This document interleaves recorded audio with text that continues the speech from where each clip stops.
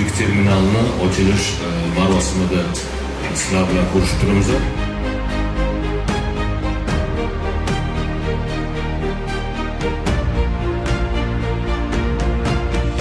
Kargo terminali qanaqa jihatlaridan eskisidan ajralib turadi? Yangi yuk terminalimizni 120 ming tonna yiliga yuk o'tkazuv qobiliyatiga ega.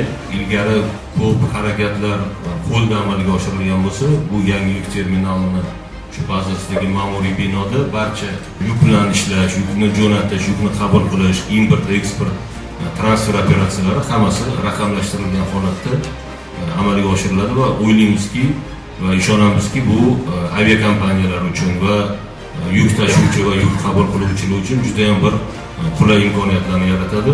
Bundan tashqari yana fursatdan foydalanib, bugun mana bayram arafasida ko'p yillik tanaffusdan keyin birinchi marta mana bugun Andijon xalqaro aeroporti Toshkent-Andijon yo'nalishida o'sha Silk aviakompaniyasini birinchi reysini qabul qildi. O'shanga bu ham bir xalqimiz uchun bir yaxshi bayram quvvasi etib topshirdi.